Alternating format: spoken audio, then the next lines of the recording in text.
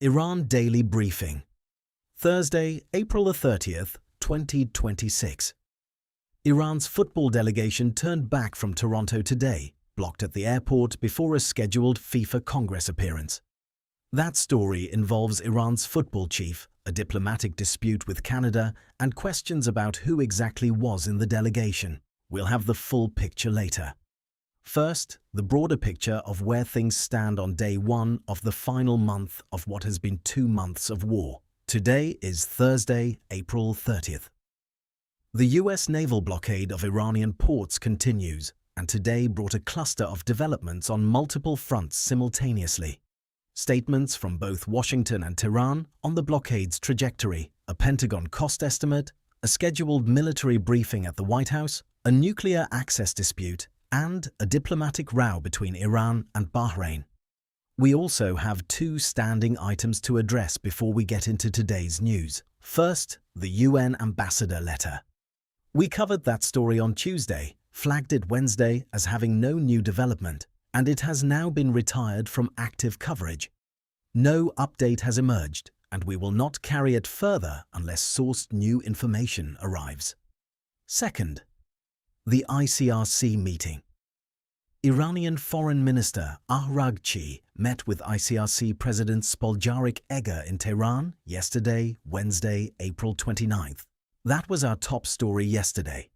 As of this recording, no readout has emerged from either the ICRC or Iran's foreign ministry. This item has now gone 2 days without a readout. If no statement emerges by end of day Friday, we will retire it from active coverage. Here is what we are covering today. The blockade, months not days. France 24. Reports that US President Trump said today the naval blockade of Iranian ports could last for months. In the same remarks, Trump said the blockade is working and urged Tehran to, in his words, give up. Iran's President Masoud Pezeshkian responded directly. France 24 reports he said the blockade is doomed to fail and would increase regional instability.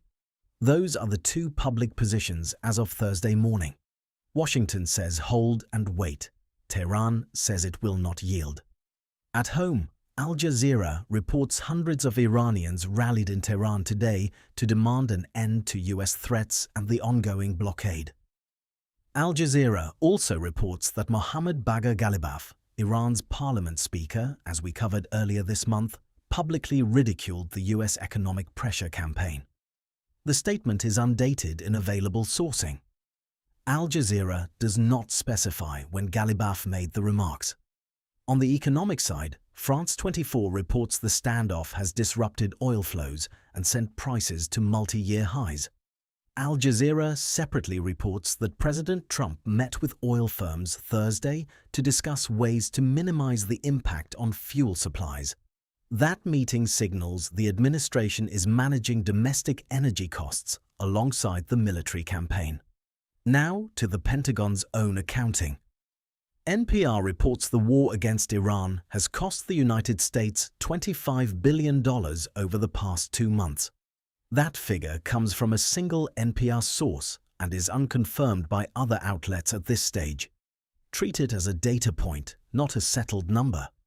Also today, Axios reports, and Al Monitor and Middle East Eye have both noted that Trump was scheduled to receive a briefing on new plans for potential military action against Iran from CENTCOM Commander Brad Cooper. Watch for any readout from that briefing. We will follow it in tomorrow's episode if source detail emerges. On the Germany question, NPR reports Trump suggested reducing US military presence in Germany amid a reported feud with Chancellor Friedrich Merz over the US-Israel war against Iran. That report is single source and unconfirmed.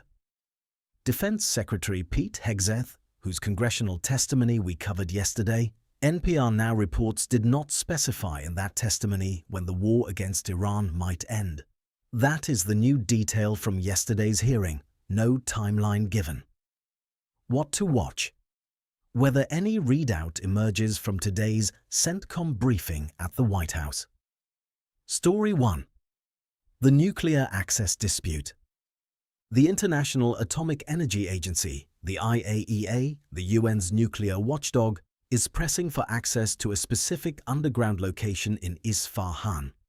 Director General Rafael Grossi said approximately 440 pounds of highly enriched uranium is likely still buried at the site and that inspectors need access to the location. The Times of Israel reports Grossi's statement. No other outlet has independently confirmed the specific figure or the precise site. For context on the enrichment level, the Times of Israel report does not characterize the 60% enrichment figure relative to weapons-grade or prior agreements. We are not adding that characterization. What the sourcing establishes is that Grossi wants access, has not received it, and has named Isfahan as the location of concern. What to watch? Any Iranian response to Grossi's public statement and whether the IAEA formalizes an access request. Story 2. Toronto, Iran's delegation, Krazi, turned back. Al Jazeera reports that an Iranian delegation led by football chief Mehdi Taj was turned back at Toronto's airport. Iran described the treatment of its officials as unacceptable behavior of immigration officials. As a result, Al Jazeera reports Iranian officials were set to miss the FIFA Congress entirely. Iran International adds detail, reporting that a government source told the outlet Taj was sent back from Canada just hours after landing. Both reports are single source. The Canadian government's account of the incident has not appeared in the available sourcing. What happened at the airport and why remains unconfirmed beyond Iran's own characterization. This is a diplomatic friction point between Iran and Canada, occurring during a FIFA Congress. That is the factual frame. We are not characterizing it further than the sourcing supports. What to watch? Any Canadian government statement on the incident and whether Iran formally protests through diplomatic channels.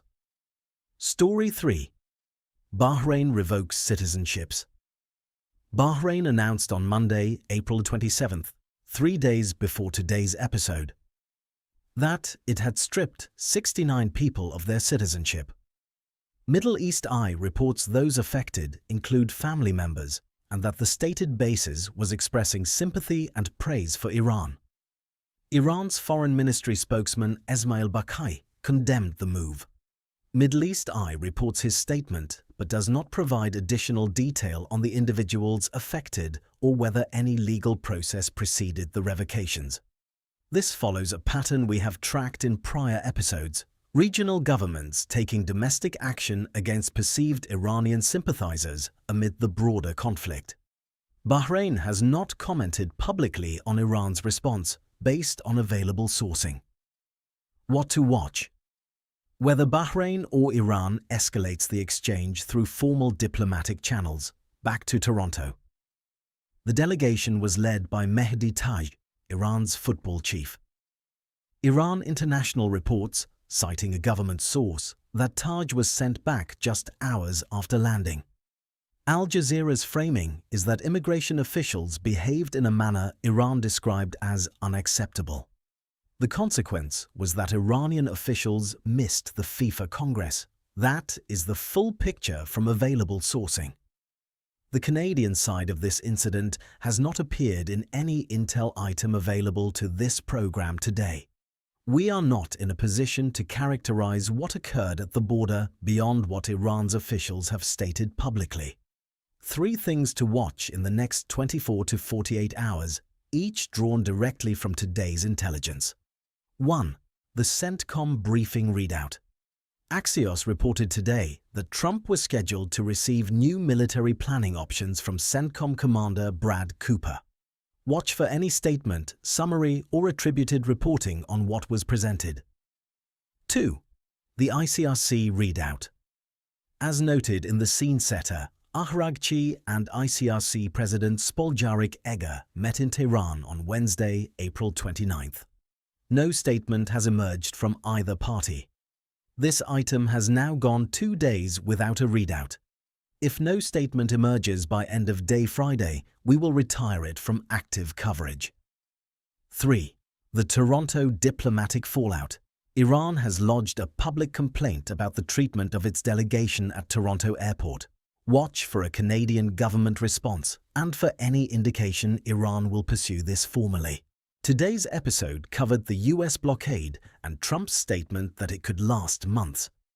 Iran's presidential response, the Pentagon's $25 billion cost estimate. Today's scheduled CENTCOM briefing at the White House, the IAEA's request for access to an Isfahan nuclear site, Iran's delegation turned back from Toronto and the FIFA Congress, and Bahrain's Monday revocation of citizenship from 69 people. Join us tomorrow for the next briefing. If you found today's episode valuable, subscribe wherever you listen to podcasts. New episodes every morning.